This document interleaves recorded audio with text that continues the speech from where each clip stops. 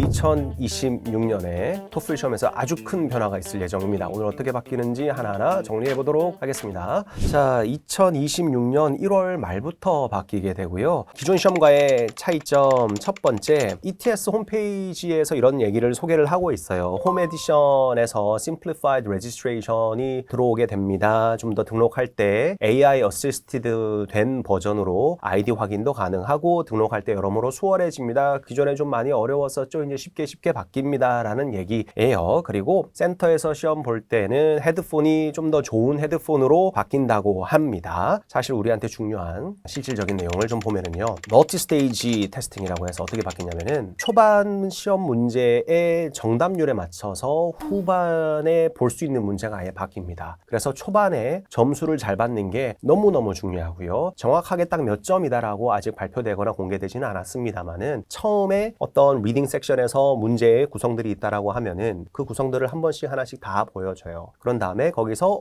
성적이 괜찮네? 그러면은 두 번째 스테이지에서는 아까 첫 번째 스테이지에서 풀었던 문제 중에 몇 개만 선별해서 어려운 거를 잘 풀었던 사람들에겐 보여주고 앞에 성적이 썩 좋지가 않네? 그러면은 굳이 두 번째 스테이지에서 너무 어려운 문제를 내서 힘들게 할 필요가 있을까? 쉬운 거 주자. 이렇게 이제 바뀐다는 거죠. 그게 이제 RC와 LC에 적용이 됩니다. 두 과목에만 적용이 됩니다. 나머지는 멀티 스테이지가 아니죠. 그냥 문제가 나오게 됩니다. 제가 봤을 때 유리한 수험생들, 사전에 준비를 충분히 해서 초반에 덜 긴장을 하는 학생이거나 아니면 이게 좀 중요할 것 같아요. 시험 당일 아침에 멘털 프라이머리라고 저는 부르는데 정신적으로 뭔가 일깨워 놓는 거죠. 머리를 이렇게 웜업을 해놓는 그런 거를 좀 하고 간 분들은 아무래도 성적이 더 좋게 나오게 되거든요. 그래서 그런 걸 하고 간 분들에게는 조금 더 유리할 수가 있을 것 같고요. 그런 게 만약에 없었거나 아니면 나는 시험에서 긴장을 많이 하는 스타일이야. 그래서 기복이 좀 있고 들쭉날쭉하고 컨디션이 그때그때 많이 바뀌어 라는, 다른 말로 하면 우리 많은 수험생들에 해당되는 내용이죠. 좀 불리할 수도 있겠습니다. 초반에 잘 봐야 됩니다. 너무 중요합니다. 예상되는 영향,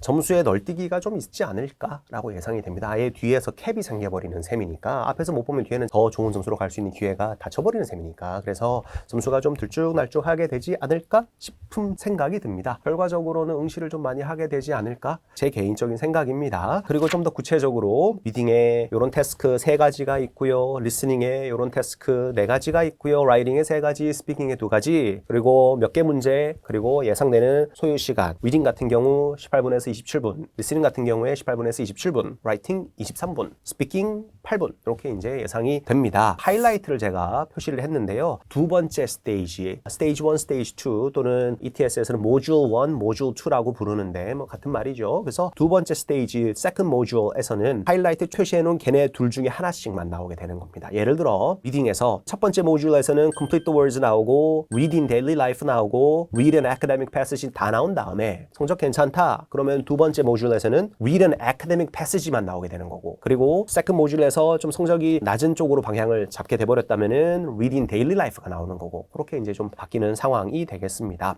리스닝 같은 경우는 역시 마찬가지입니다. listen and choose response랑 listen to a conversation이랑 listen to announcement, listen to an academic talk 이렇게 다 나온 다음에 세컨드 모듈로 넘어갔을 때는 그 끝에 두 개의 아이템들이 바뀌게 되는 거죠. 그래서 처음에 성적이 좋았다라고 하면은 세컨드 모듈에서 listen to an announcement가 나오지 않고 academic talk, 그러니까 현재로 치면은 렉처 같은 게 나오게 되는 거고, 만약에 첫 번째 섹션에서 성적이 좋지 않았다면은 두 번째 섹션에서 렉처 같은 것이 아카데믹 톡이 빠지고 어나운스먼트 쪽으로 방향이 잡히게 되는 것입니다. 그렇게 바뀐다고 하네요. 샘플 문제는 ETS 홈페이지에 가보면 있습니다. 그래서 한번 2026년 1월 중순 이후에 시험 치셔야 되는 분들 꼭 눌러보시면 도움이 될 것 같습니다. 그리고 라이팅에서 build a sentence 있고 write an email이 들어갑니다. 이메일 쓰시오 이런 게 하나 들어가고요. 근데 이메일이 막 복잡하게 길게 쓰는 건 아니고 간단하게 쓰면 돼서 연습 좀 하면 될 것 같습니다. 그리고 write for an academic discussion은 기존에 있었던 문제 유형이랑 비슷한 게 있겠습니다. 디스커션이 진행되고 누구는 뭐라고 하고 그 다음 사람은 뭐라고 하는데 당신은 어떻게 얘기할 것입니까? 해서 짧게 글 쓰는 게 하나가 있습니다. 여러모로 봤을 때 RCLC랑 라이팅은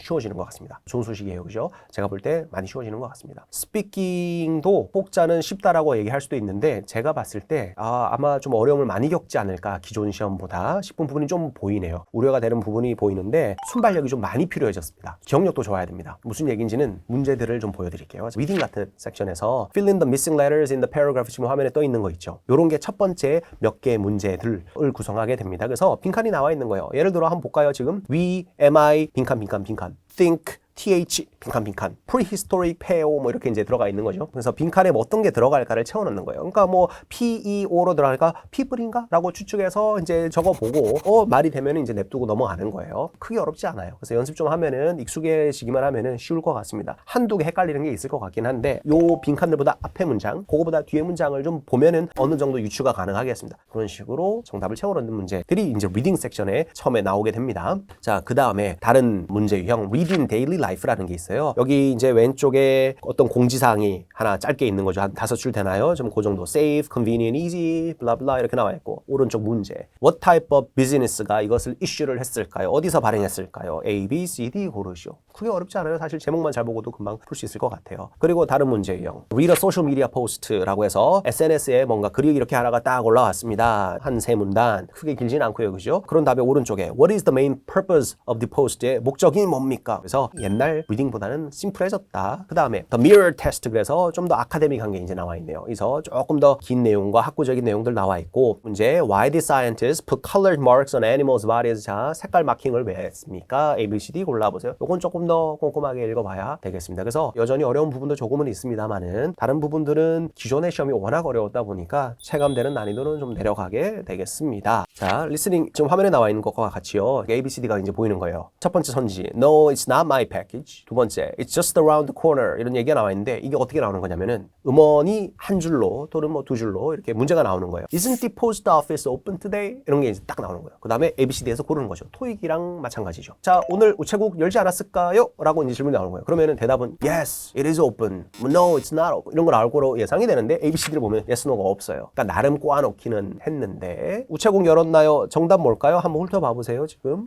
A, B, C, D 4개가 있는데 내 패키지가 아닙니다. 저기 코너에 있습니다. 벌써 집에 왔네. 아니면은 D에서 온라인 스케줄 체크해 봅시다. 그게 정답이겠네요. 그죠? 그래서 그런 식의 문제들이 좀 토익스러운 게 나오게 되겠습니다. 기존 토플 리스닝에 비하면 많이 쉬워졌네요. 그죠? 자, 그 다음에 다른 문제 유형. What does the woman imply that she was about to do? 지금 이제 뭐 하려고 그랬나요? 그러니까 미래 행동. 기존 시험 문제 유형에 있던 일부분을 좀 더 간단하게 만든 거라고 생각을 하면 될 것 같네요. 연극 보러 갈 거냐, 플레이 보러 갈 거냐, 아니면은 갈아입을 거냐 등등등등 이렇게 나와 있습니다. 자, 그 다음 문제. 안내 문을 듣고요. What is the announcement about? 자, 어떤 공지인가요? 그래서 A, guest lecture. 누군가 방문해서 강의하실 방문 교수님에 대한 내용인가? 아니면 different location for a class. 수업 다른 교실에서 하자. 이런 얘기인가? 등등등.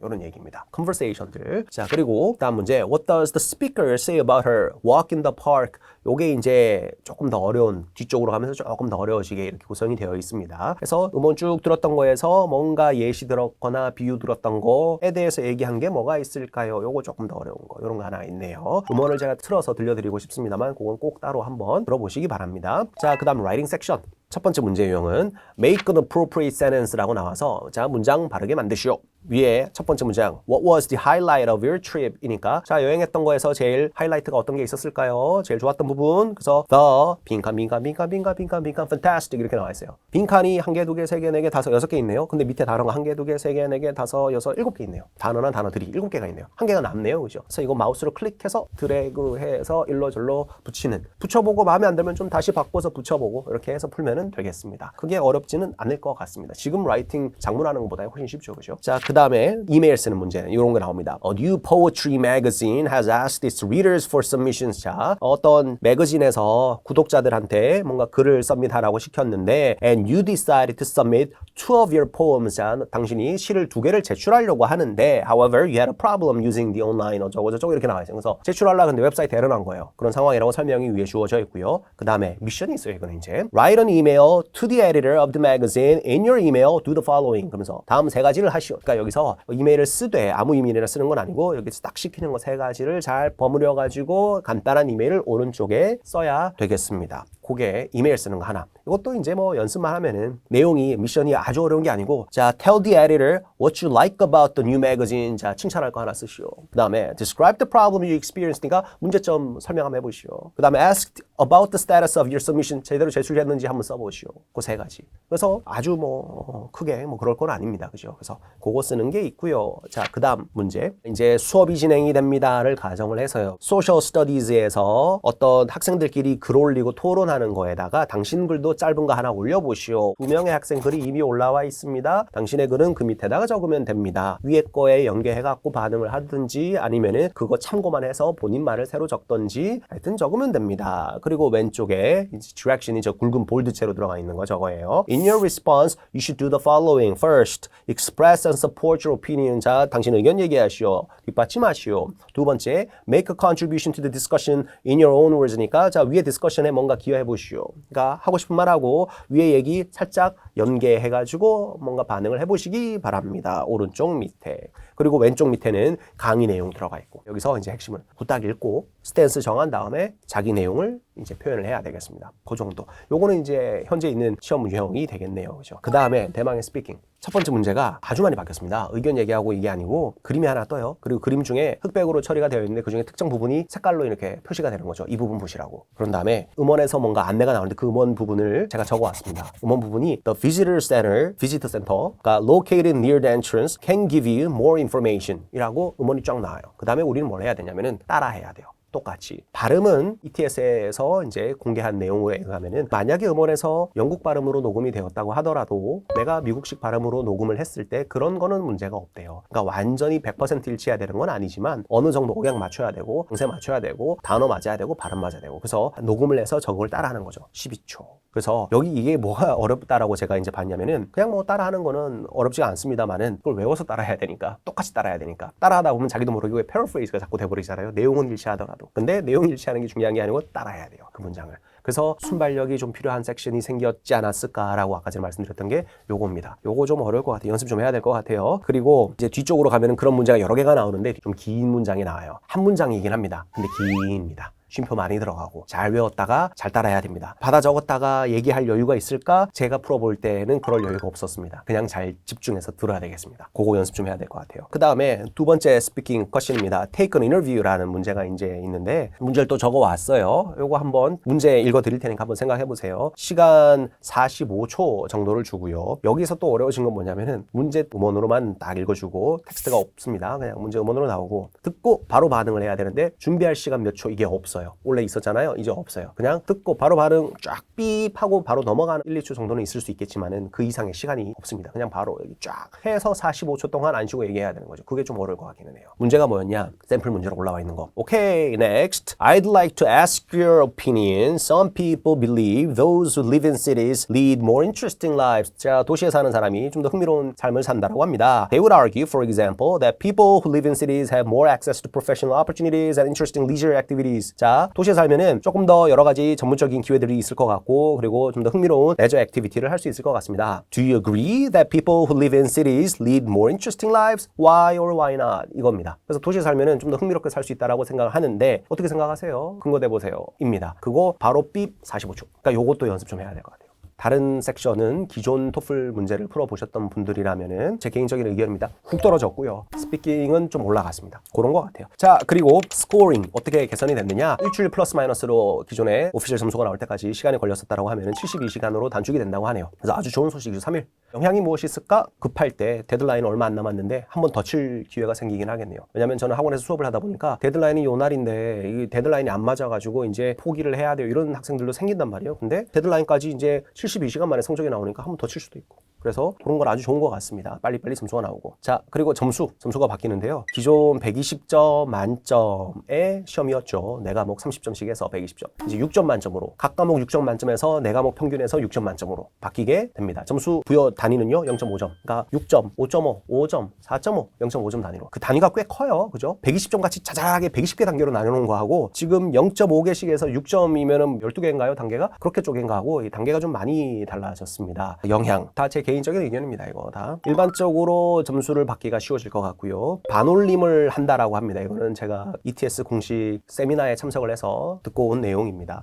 반올림을 하기에 몇 차례 응시하다 보면은 0.5점 정도 반올림을 하기 때문에 등락이 있을 수 있겠습니다. 그래서 만약에 내가 필요한 점수에 살짝 지금 턱걸이다. 그러면 한 번 더 치다 보면 그냥 재수 좋으면은 바로 0.5점 정도는 그냥 같은 실력이라고 하더라도 어느 정도 반올림의 혜택을 볼 수도 있을 것 같아요. 제 생각입니다. 그리고 2026년 1월부터 약 2년 동안은 병기를 한대요. 두 가지 성적을 120점 만점 성적이랑 그리고 6점 만점 성적이랑 2년 동안. 현재로서는 지금 이렇게 두 가지 점수 체계가 나온다는 거고 실질적인 큰 영향은 2년 후부터 생길 것 같습니다. 왜냐하면 2년 후부터는 그냥 6점 만점으로만 나오니까 지금은 사실 6점 만점이 몇 점입니다 해도 옆에 120점 만점의 점수가 보이기 때문에 그것을 학교들이 어떻게 평가를 해줄지는 아직은 학교에 달린 것 같습니다. 아주 큰 영향은 2년 후부터일 것 같아요. 자, 그리고 점수표 캡처를 해왔거든요. 이렇게 변환이 된다라고 하네요. 숫자가 너무 많죠, 그죠? 정신이 없어요, 이거 다 보면은. 그래서 몇 가지만 제가 좀 표시를 해왔는데 제일 위에 6점, 120점 만점에 해당되는 점수죠. 근데 제일 오른쪽에 제가 하이라이트 쳐놓은 부분을 보시면은 114점 플러스가 되면은 120점에 해당하는 6점을 받을 수가 있는 상황인 거예요. 그래서 실질적으로는 예전에는 진짜 120점을 받아야 120점을 받는 거였었는데 지금은 이제 114점,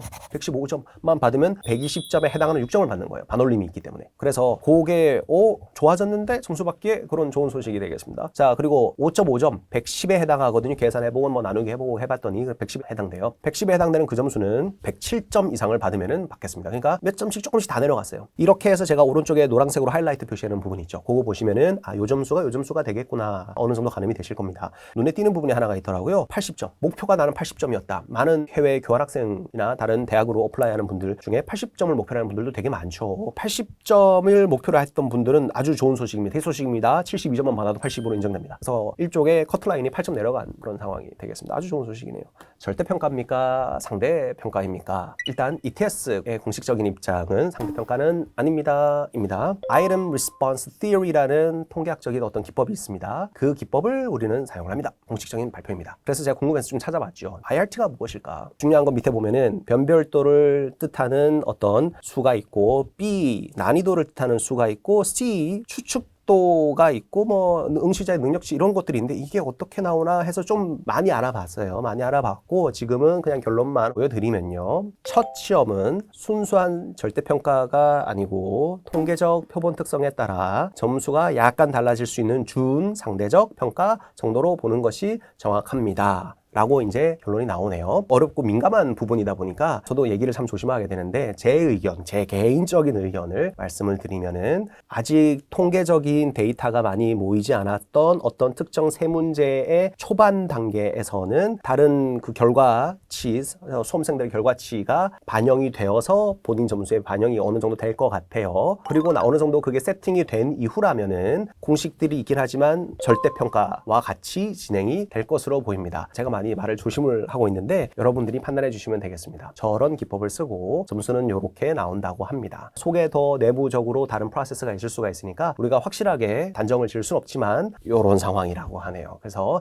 어느 정도 그렇게 되어 있겠구나 라고 아시면 되겠고요. 간단하게 요약해 드릴까요? 간단하게 요약하면은 절대평가 상대평가 상관없이 물토익 불토익 그런 얘기 있잖아요. 그죠? 토플도 뭐 그렇게 될까요? 크게 영향은 없을 걸로 예상이 됩니다. 그리고 다음 포인트 넘어갈게요. 주제에서 기존에 있었던 그리스 신화라든지 특정 문화권의 내용은 토플의 리딩이든 리스닝이든 이런 지문들의 내용에서 삭제를 한다고 합니다. 그래서 문화적으로 한쪽에 치중되지 않도록 밸런스를 잡으려고 노력을 했습니다라는 얘기가 있고요. 그리고 무료 자료는 ETS 홈페이지에 가보시면은 연습 문제라든지 이런 것들이 들어가 있으니까 그거 가지고 활용을 하시거나 아니면은 그 시중 교재들 활용하시거나 학원 활용하시거나 하시면은 되겠습니다. 결론 말씀드리겠습니다. 스피킹이 약한 학생은 지금 빨리 점수를 따놓는 게 제 생각에 좀 더 유리하지 않을까 싶습니다. 반대로 순발력과 스피킹이 좋지만 리딩이 좀 약한 학생 같은 경우는 2026년 이후 시험이 점수를 더 높게 받을 가능성이 높겠다라고 정리가 됩니다. 기간은 어느 정도라고 봤을 때 나는 영어 약간 노베이스인 거라고 나 스스로를 불러도 되겠다. 그러면은 낮은 밤부터 차곡차곡 해야 되지 않을까 싶어요. 아무리 쉬워졌다고 하긴 하지만 그래도 여전히 영어 시험 세계에서는 되게 어려운 시험이죠, 토플이. 그래서 차곡차곡해서 한 반년 안쪽 정도 예상하셔야 되지 않을까 싶고요. 그리고 나는 토플 리딩 지문이 잘 안 읽힌다. 이제 샘플이 사이트에도 있고 뭐 시중 교재들에도 있을 테니까요. 읽어보시고 나 솔직히 잘 안 읽힌다. 그럼 뭐 한 석 달 정도는 넉넉히 예상을 하셔가지고 준비를 하시는 게 나중에 너무 막 급하게 데드라인은 요때인데 뭐 어떻게 되고 이렇게 고생을 하지 않는 방법이 될 것 같습니다. 한 3달 정도 매일 학습 정도 생각이 됩니다. 나 영어 꽤 한다. 한두 달 아니면은 크게 어렵지 않게 마무리되지 않을까 싶습니다. 정확한 방법은 학원에 보면은 무료로 배치고사를 쳐볼 수가 있어요. 배치고사 결과 객관적으로 무료로 칠 수 있는 거니까 한번 쳐보고 이 정도이구나. 그러면 내가 지금 이 정도 예상하면 되겠다. 기간을 그런 걸로 활용해 보시면 될 것 같습니다.